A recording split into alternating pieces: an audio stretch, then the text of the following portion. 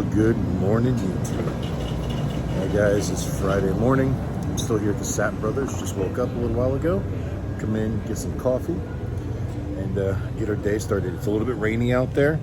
It's not raining hard. It's just kind of a light sprinkle. Roads are wet, but nothing I think we're going to worry too much about.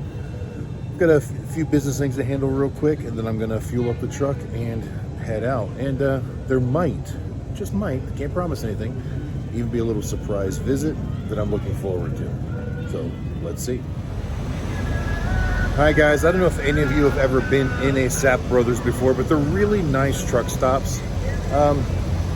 Just very different than, you know, the typical pilots or the TAs or whatnot, but very nice. Highly recommend you check them out. And usually their fuel prices are a little bit cheaper. From what I understand, their service centers are a little bit better. I've never had anything serviced there, but some of the other people that I know have definitely complimented them on their services compared to some of the other shops.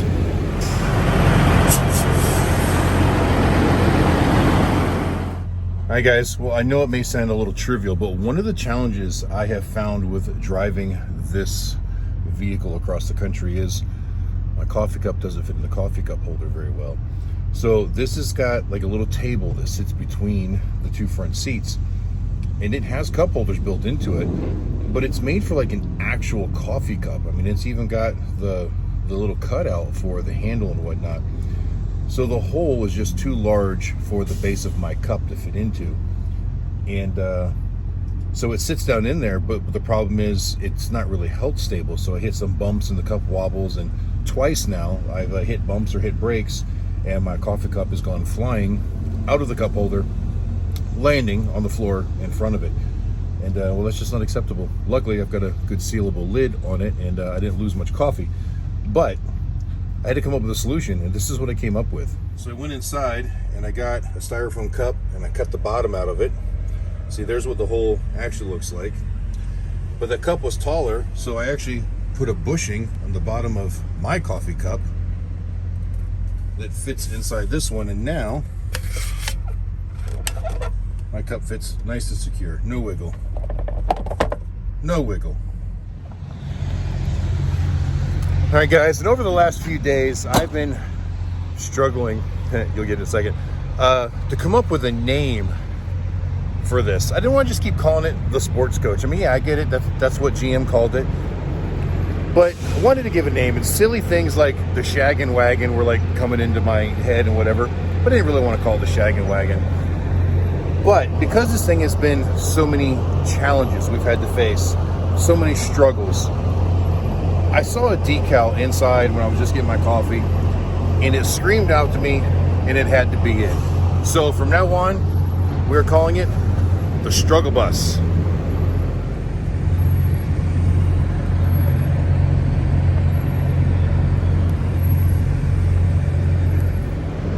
So I think at this point, the name is quite fitting because it has been nothing but a struggle for the last 2 days. Now, granted, yesterday went relatively smooth. I mean, the repair went smooth, the drive went smooth, but it's dumb things like the coffee cup, the fuel system problem, the seat not working, the headlights not working, the poop tank stinking up the inside. It's just every time we turn around, there's something that's a struggle.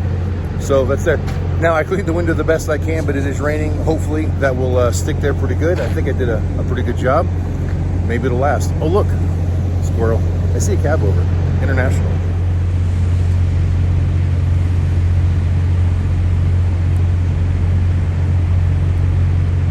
All right, I'm gonna get back inside out of this rain. It's getting harder and harder.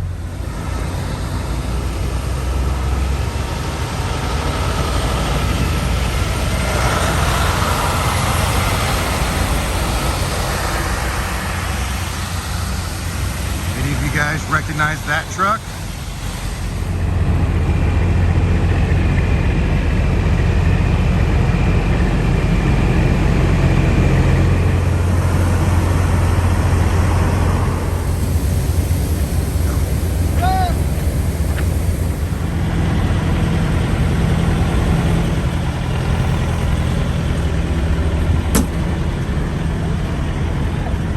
Guys, if you don't know who Nick is, this is Nick with Velox 18. Used to be trucking California with Velox 18. Not anymore. Moved to Tennessee, now it's just trucking with Velox 18. Guys, he's been one of my favorite YouTube channels for about 2 years now.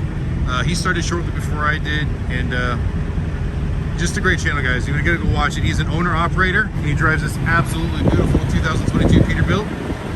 And you know, he's starting his truck company all over again, moving from California out to Tennessee, and it's definitely been a struggle. Different lanes, different routes, different load boards, and he's having to learn it all. So if you guys are into trucking content, definitely check out Nick at Velox 18.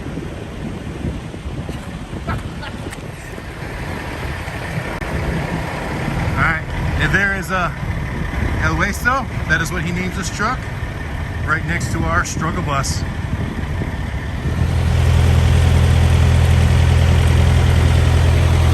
Guys, it was really great meeting with Nick. We had a good time, but now we've got to get some fuel in this thing, and I'm curious to see how much it's going to take. I don't know how empty that tank actually was. Only going by the gauge, I'm not 100% sure that we can trust that gauge just yet. So let's see how much we can fit in here.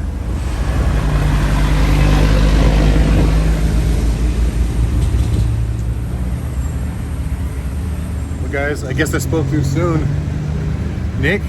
Nick's recording us while we're trying to get fuel.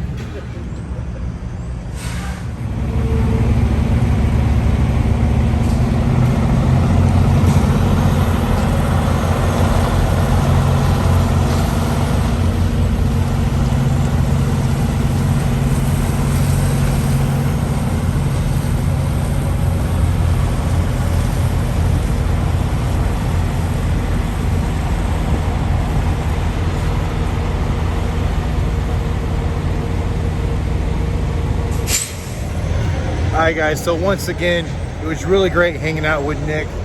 We had a good time. We probably spent a couple hours inside hanging out, just talking shop, talking guy talk, whatever. Really good time. Nick's a great guy. Go check out his channel if you guys would, because he actually helped kind of motivate me get started. He's definitely got a lot more subscribers than I do, and it's really cool content. And he's a goofball too. If you guys like silliness, you're gonna get some of that on his channel. And hey guys, in reference to putting the sticker on the back struggle bus thing, I realized that I brought the Amsoil Adam stickers with me and I hadn't put them on there yet, so I just applied one there. I got one on the back and one on the other side as well. All right guys, and as you can see, we put just shy of 29 gallons back in the fuel tank, which I'll be honest, I expected it to take more fuel.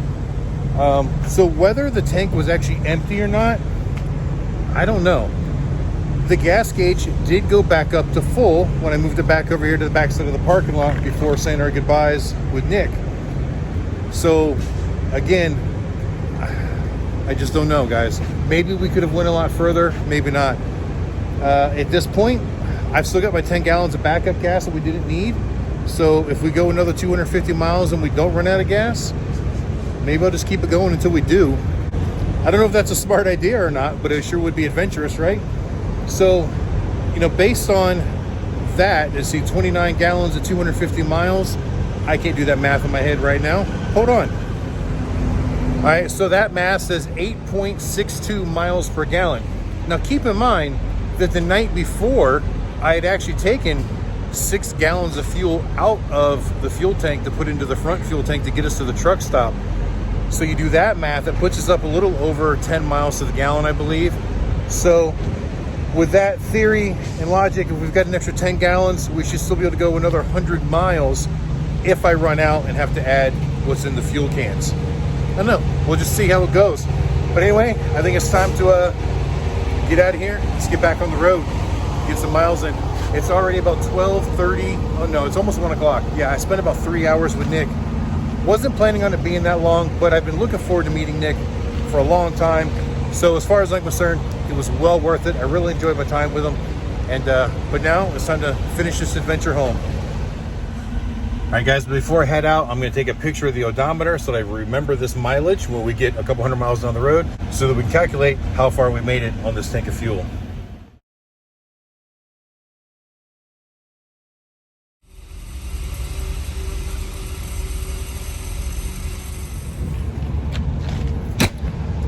All right guys, we made it to our first stop.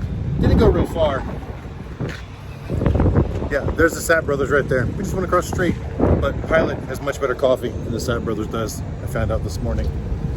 So get some coffee, then we're really gonna get on the road. Well guys, I got off the interstate and we're going through some of the back roads of Iowa. We are heading east on US 34. Looks like we got some rain up ahead here. Beautiful scenery though, just a bunch of farmlands.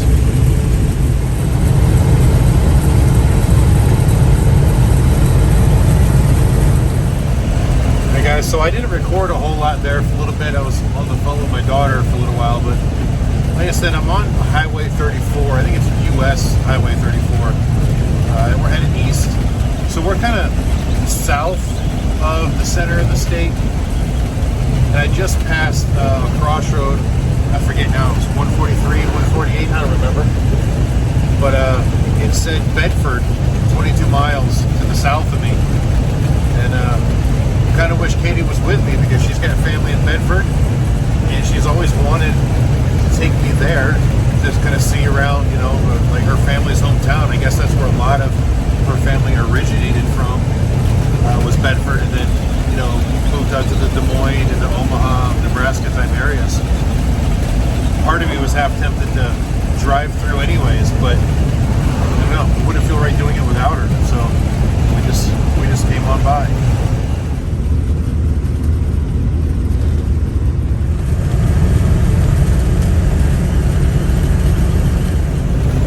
All right, guys, so we are about a little over 100 miles into our day, and gas gauge is reading right around 3/4, so it's reading a little bit lower than it was at the 100-mile mark yesterday, but I think that's because we started with the fuel tank severely overfilled.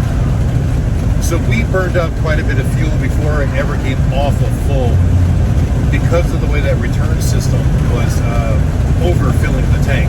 Remember, when I was disconnecting fuel lines and trying to hook the pumps back up, it was literally spitting fuel out of me because the tank was almost pressurized. Now, not really pressurized because it's not a sealed system, but it was just so over full that it was pushing fuel out wherever it could. And so all in all, I think we're on par as far as the fuel gauge movement compared to the mileage that we've done. So I have no reason to believe that we won't still get at least 200 miles or so before the gas gauge gets to empty. Maybe even a little bit more than that. We'll see.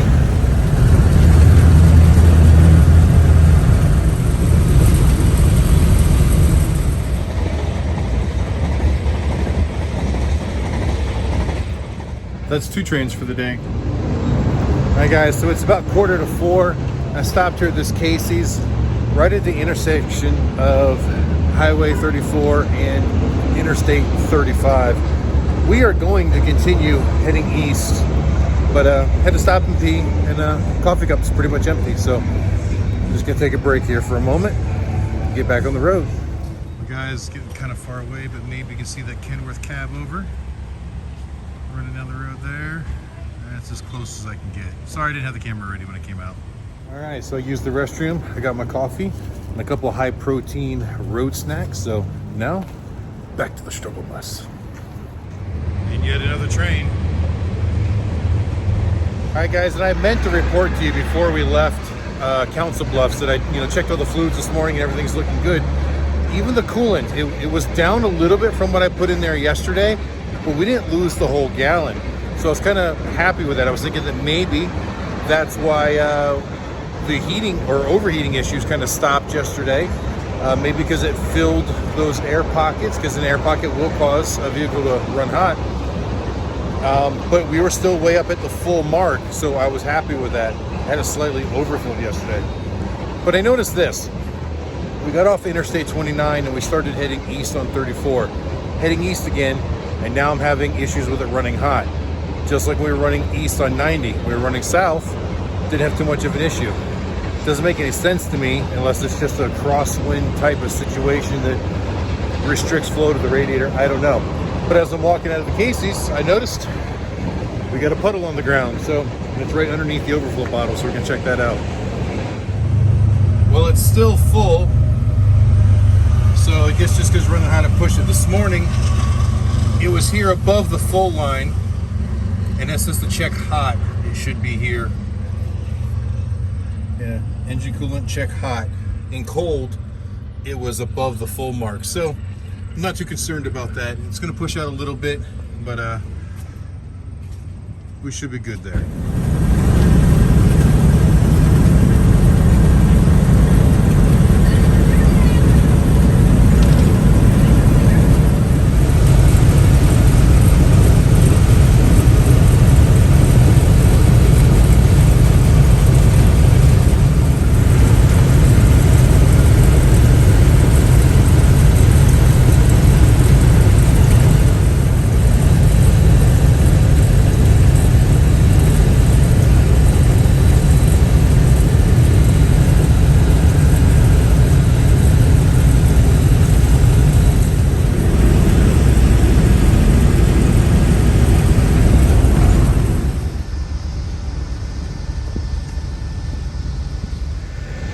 All right, guys, it is about 7:30 at night, and I decided to pull off and stop in Wayland, Missouri. Yeah, we at least got out of Iowa, not quite as far as we wanted. Over 300 miles, or right at 300 miles on this tank of fuel. It's been on E for quite a while, and I just kept riding it out since I got 10 gallons of backup. Right now, she seems to be idling a little bit high. I don't know if you can tell in the video or not. Just a little bit, not bad. Can't get it to kick down. Temperature gauge looks good. I did get a little bit of a scare when I pulled up and I got out. I didn't notice all this liquid on the ground here. Anyway, that liquid is definitely not from the struggle bus. It must have just been there when I pulled in, and I didn't really notice because I was looking out the mirror to try to line up the fuel door with the fuel pump.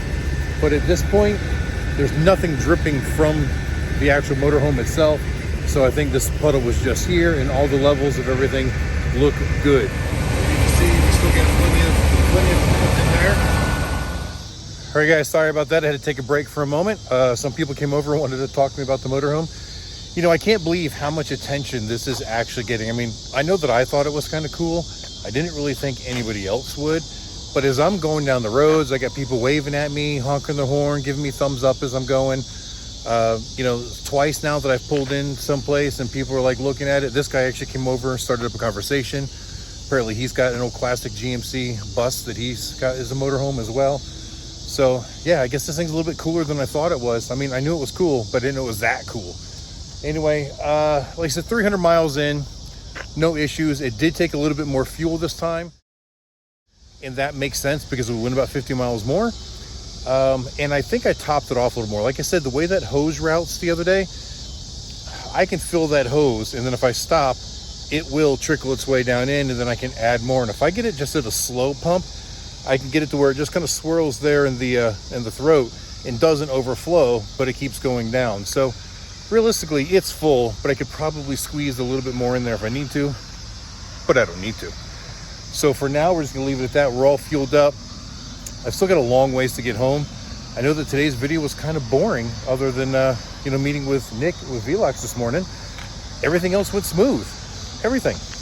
You know, a lot of people in the comments are saying things like, oh, you know, you shouldn't have gone without tools. What were you thinking? Da, da, da.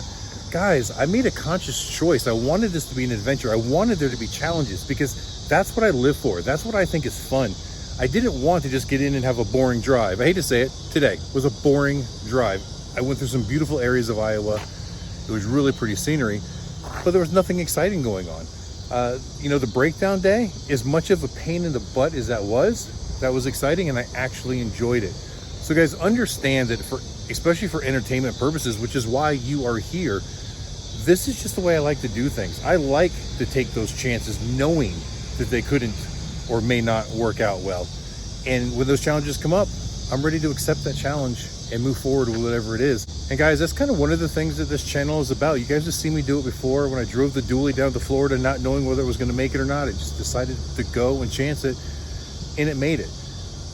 You know, we still got a long ways to go. Who knows what will happen in the future, but for now, it's parked. I got it over here off to the side, out of the way. Hopefully I'll get a decent breeze through tonight. But I got to use the restroom. and I'm really looking forward to a shower, and gotta edit this video, get it all posted up. So guys, thank you for watching, and I hope you enjoyed it, and until the next time I see you, keep those engines running. A beautiful sunset.